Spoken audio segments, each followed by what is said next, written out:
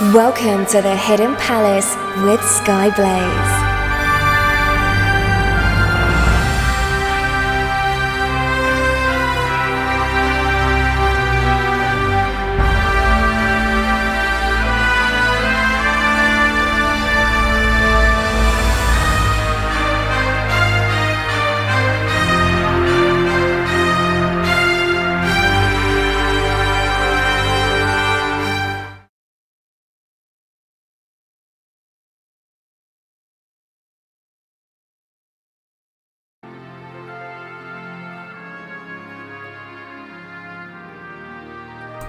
Or Radio DJ could still decide to be a pain in the backside.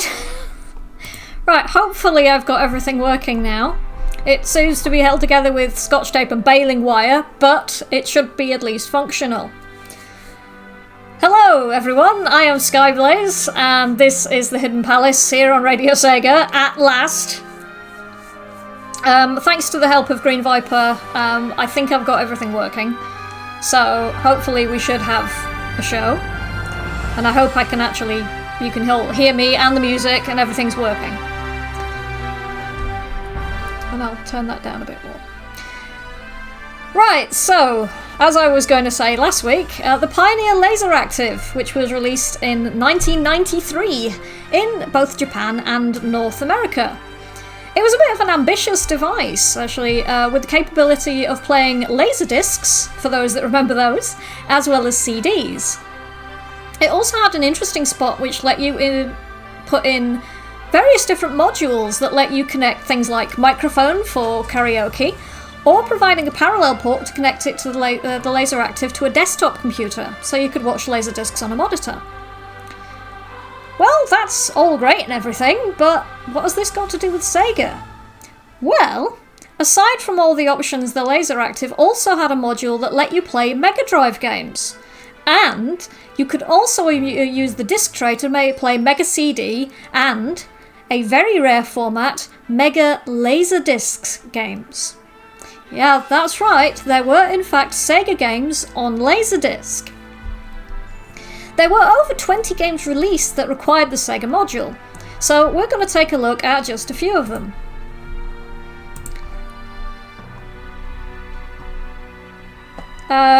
Electric Boogaloo has just now found a LaserActive soundtrack rip. Yeah, I was looking for one and I could not find one at all. It was such a pain. And I'm going to loop my music before it decides to get clever. So, first of all, we've got a game called Ghost Rush. In this game, you play as a ghost hunter who is visiting a haunted mansion in which a famous physicist used to live. Sounds like a fairly typical setup for a horror game, actually. At the start, you're greeted by a local shopkeeper who offers you some practice before you venture into the mansion to hunt some ghosts. To fight the ghosts, you must shoot them to weaken them, then draw them towards you so you can capture them and place them into a jar. Basically, it's Ghostbusters with the serial numbers filed off. The ghosts you manage to capture can then be sold to the shopkeeper for cash. Okay. Was the shopkeeper some sort of evil genius? I am curious. You can use the money you get from the sale of ghosts. I know, that puts no entire spin on selling souls, doesn't it?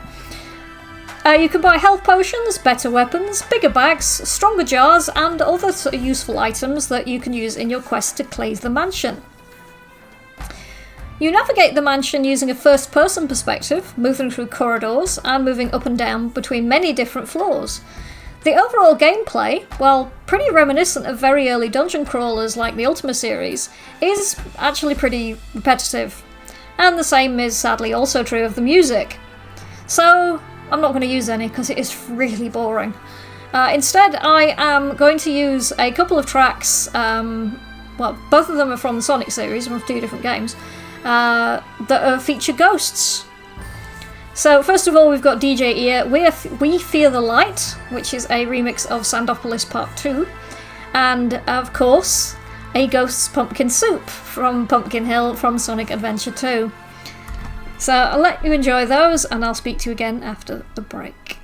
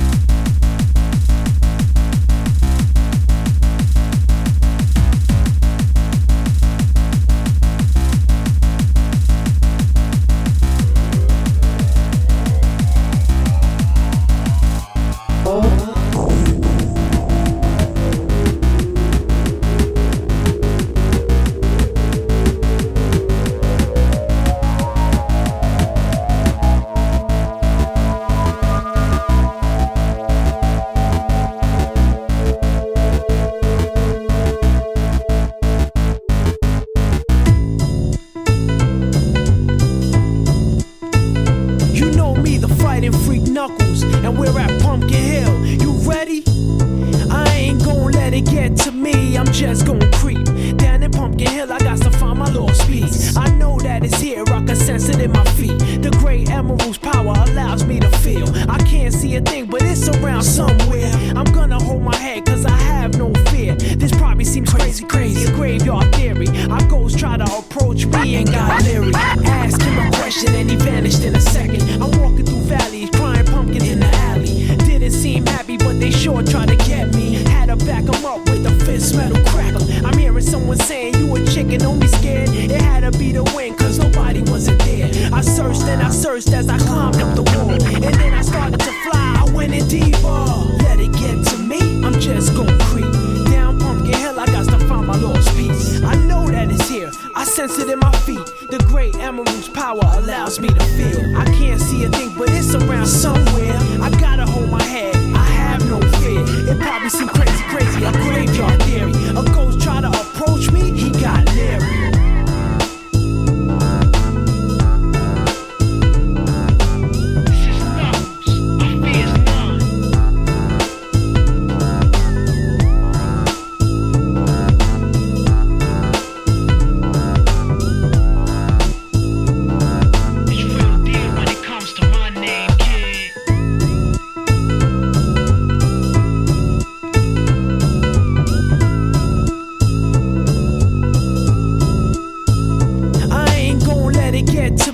Just gon' creep down in Pumpkin Hill, I got to find my lost piece. I know that it's here, I can sense it in my feet. The great emerald's power allows me to feel. I can't see a thing, but it's around somewhere. I'm gonna hold my head, cause I have no fear. This probably seems crazy, a graveyard theory. Our ghosts try to approach me and got leery. Ask him a question and he vanished in a second. I'm walking through valleys, crying pumpkins in the alley. Didn't seem happy, but they sure tried to get me. Had to back them up with a fist metal crackle. I'm hearing someone saying, you a chicken, don't be scared. It had to be the wind, cause nobody wasn't there. I searched and I searched as I climbed up the wall. And then I started to fly, I went in deeper. Let it get to me, I'm just gon' creep down Pumpkin Hill, I got to find my lost piece. I know that it's here, I sense it in my feet. The great emerald's power allows me to feel. I can't see a thing, but it's around somewhere. I gotta hold my head, I have no fear. It probably seems crazy, a graveyard theory. A ghost try to approach me, he got leery. Spooky up in here, it's crazy in here. We still gon' keep it going, I'm Knuckles. Nobody scares me. Whoever want it, bring it. I don't care, we can do this.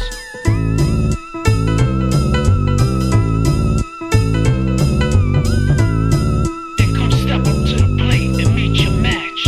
It ain't no thing.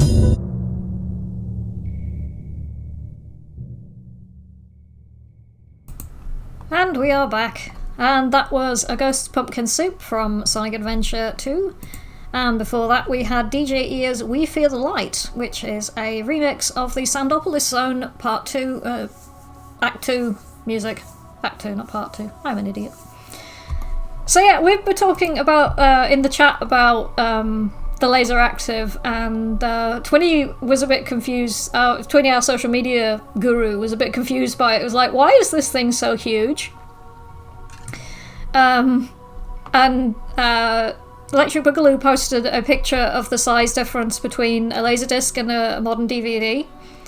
A Laserdisc is like 3 times the radius. It's quite terrifying. They're absolutely enormous. They were also really delicate. They were like as delicate as a vinyl, so they're not as durable as modern DVDs or even CDs. Twinny seems kind of like offended by its existence, which is quite funny. Electro Bull has also just reminded me that when the Laserdisc was first invented, right at the end of the 70s, it was like 77, 76, something like that when they were first invented, the format was called Disco Vision. I am not kidding. So yeah, that's the thing. Possibly because of all the the shiny lights and the colours you got on the back. I don't know. Anyway, back to the actual topic. such as it is. So, some more of the games that you could play on the LaserActive. Don Quixote, A Dream in 7 Crystals. An RPG where you play as Don Quixote as he fights to avert the destruction of the kingdom of Trapobana. As is given by the title, to do this you need to collect 7 crystals. That sounds strangely familiar. But you also have to save the Princess Dulcinea from the man responsible for her father's death. It's in a pretty similar style to Ghost Rush. You move around in the first-person perspective, but you have the added benefit of actually having a map, so you know where you're actually going. The voice acting is kind of okay. The art style looks quite nice, actually. It's hand-drawn animation. Not quite Disney standard, but it's not awful. We're not talking, you know, CDI, Philips CDI here.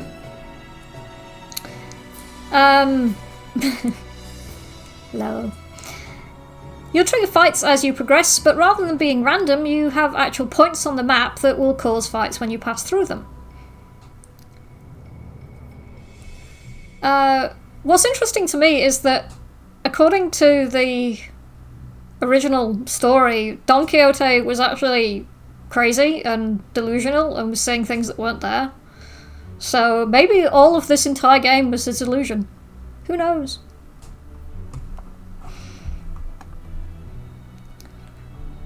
It was also brought up, like, the not only did the LaserActive have the Mega Drive component, you could also swap that out and put a what I'd know as a PC engine and what our American friends would know as a TurboGrafx 16. There was a module for one of those as well. What's interesting there is that the PC Engine / TurboGrafx 16 was known for its like really, really tiny size for a console. It was so ickle, you could practically fit one in your pocket. So what's really hilarious is that the module for the Pioneer LaserActive is the TurboGrafx 16 module is actually bigger than the console it's based on. That feels a bit backwards to me. I don't know about you guys.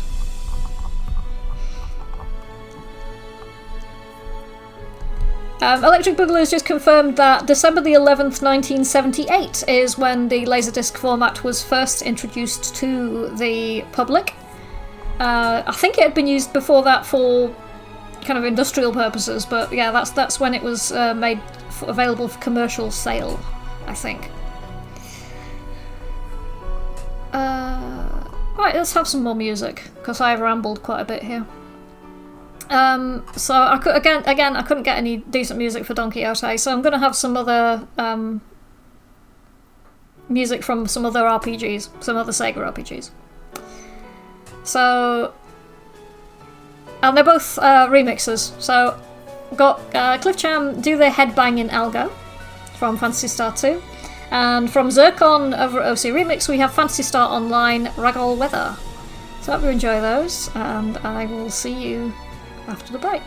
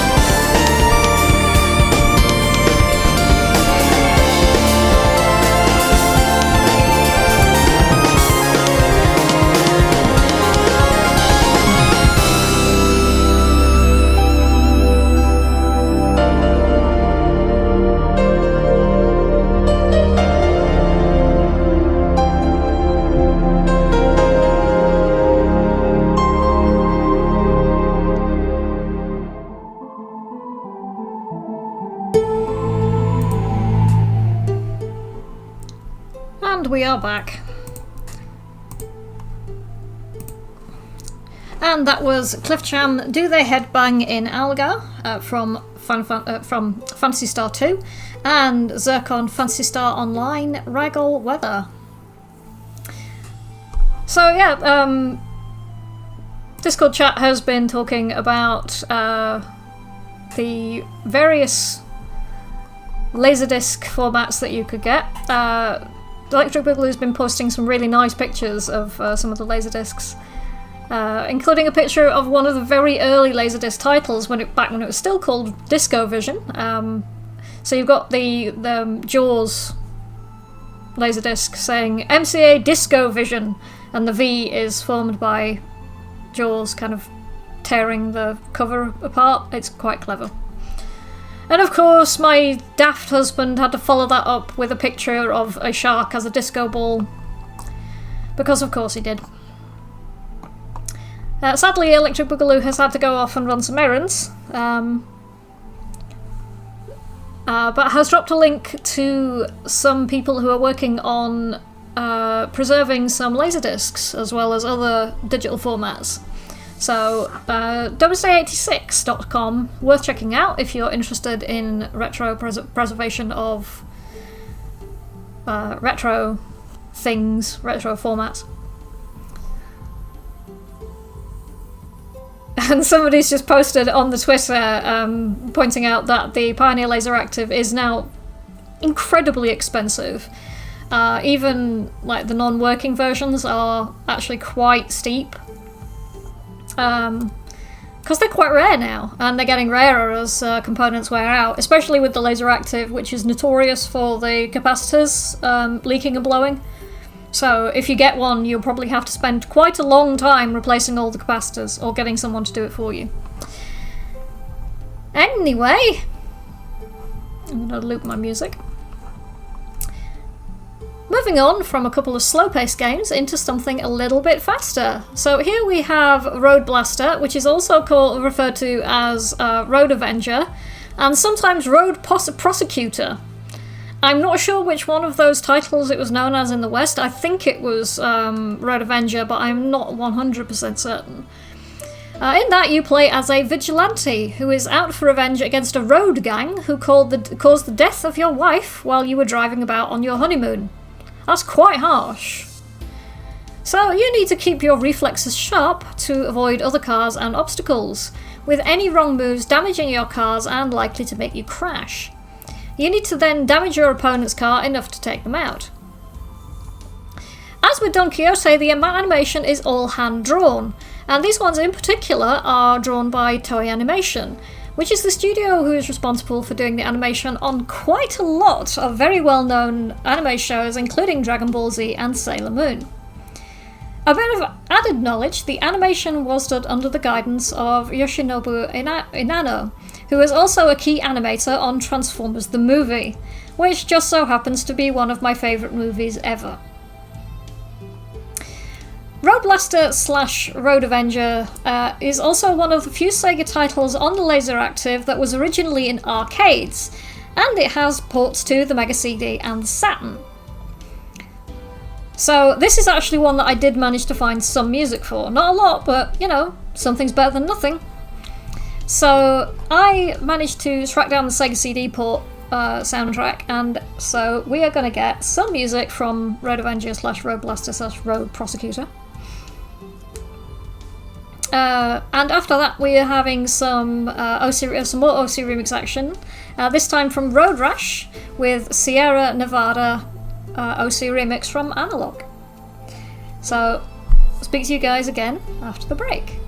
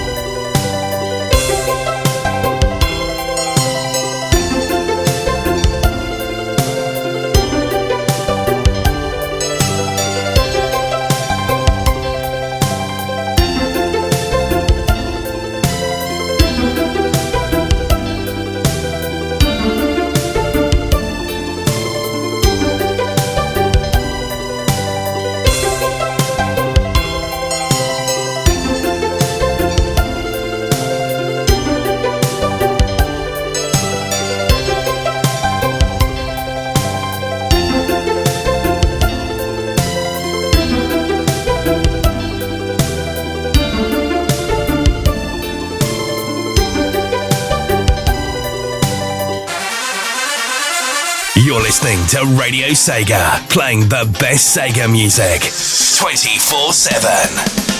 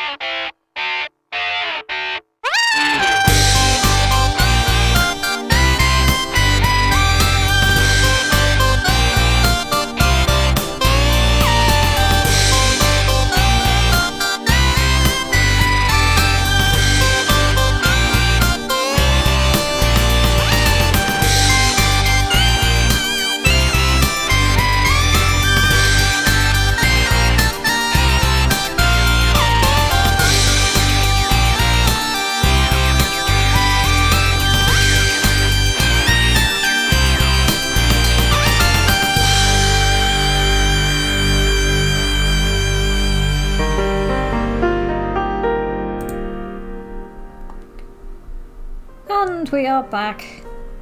And that was Road Rash Sierra Nevada Tan from OC Remix composer Analog. And before that it was Road Avenger / Road Blaster track 3. So, we're saying on the chat about it's such a shame that Laserdiscs are as fragile as they are. Kefki, who commented about how expensive the Pioneer LaserActive is now, also said that he owns some Criterion. The Criterion collection, for those that don't know, is a collection of very noteworthy or classic films. And he had some Criterion Laserdiscs that deteriorated pretty badly over time, saying that they are very, very fragile things. They are, and it's such a shame. They can be even more fragile than vinyl if they're not cared for very well. And even if they are, sometimes they just delaminate and come apart. It's a problem that people have noted with some of the very early CD-based format games as well. The early Mega CD games tend to suffer from that sort of thing as well. Anyway, so if you can cast your minds back to last episode of Hidden Palace, where I talked about the Sega 3D glasses, the LaserActive had something similar. So, of course, Sega had a few titles produced to use them.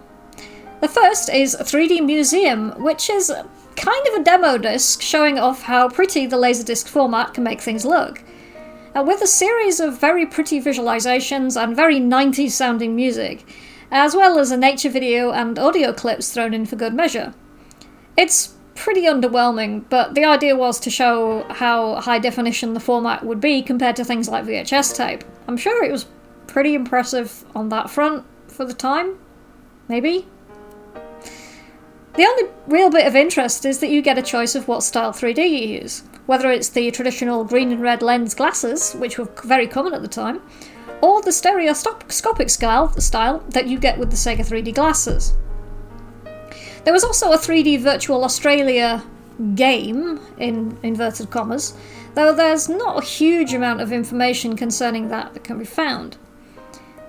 The only other known game that used the 3D glasses was Virtual Cameraman 2. This one, I'm going to loop my music just a sec. This one was really designed for a Japanese audience, as it feels kind of invasive and creepy to a lot of the people. And you play as someone who's taking photos, however your subjects are all Japanese women that you have to talk to and convince to let you take photos of them. Yeah, I already have a problem with some of the creepy waifu simulators that you get in VR, and this sounds like an early version of this. Apparently this was the second game in the series of Virtual Cameraman games. Oh, Japan.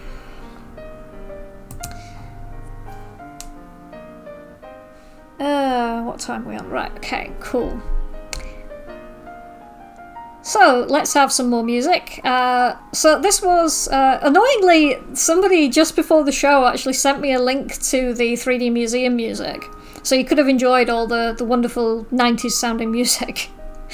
But I didn't have a chance to download it before the show started because of the technical issues I was having.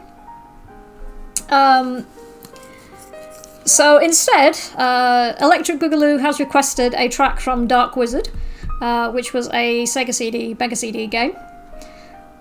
Which had a pretty good soundtrack. And of course, since the Mega CD has been mentioned, we're going to have Sonic CD, because screw you all. So we're going to have Stardust Speedway Bad Future from the US soundtrack. So I hope you enjoy those, and I'll speak to you again after the break.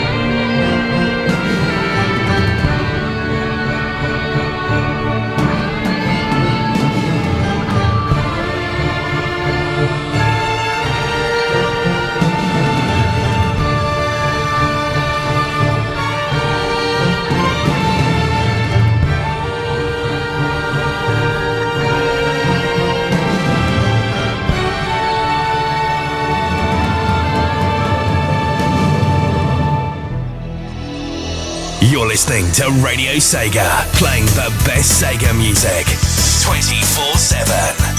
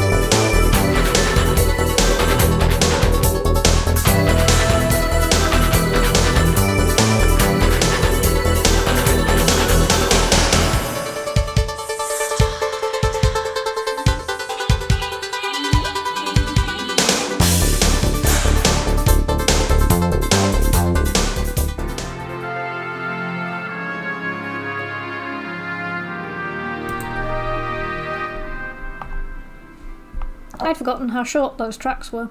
Oh well. So that was Sonic CD Stardust Speedway Bad Future from the US soundtrack by the redoubtable Spencer Nielsen. And Dark Wizard Velanese, which was requested by Electric Boogaloo. Unfortunately had to nip out to do some errands, but I hope he's still listening in. So, now then.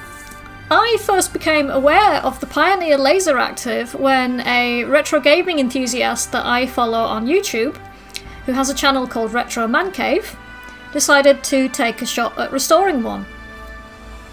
The aforementioned Mr. Retro Man Cave also makes a cameo appearance in a chiptune song which was composed and performed by another retro gaming YouTuber called Perifractic, who has a YouTube channel called Perifractic's Retro Recipes.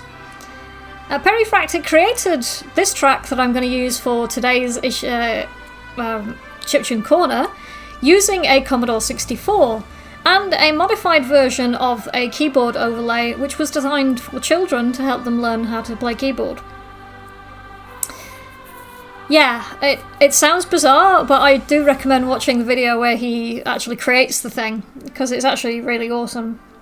I also recommend Retro Man Cave's videos, because they're both brilliant YouTubers. So,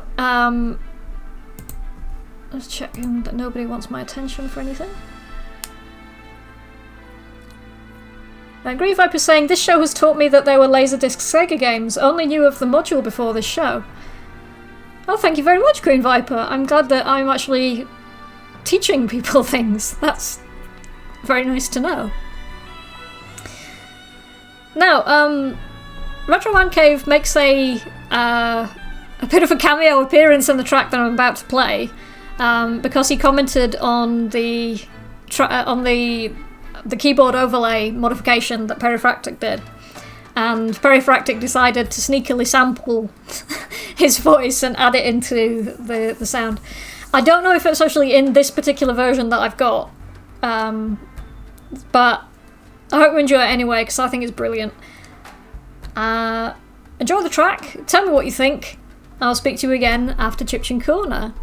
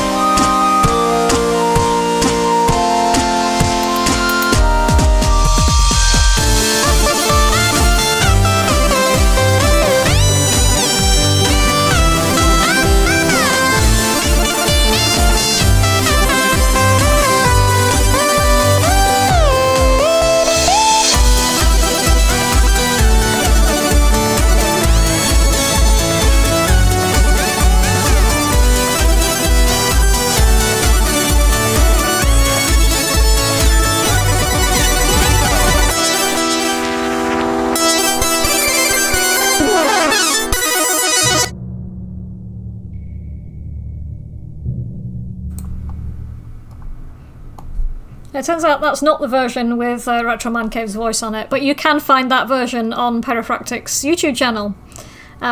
If you check that out, I've posted a link to that and Retro Man Cave's videos. They're definitely worth checking out.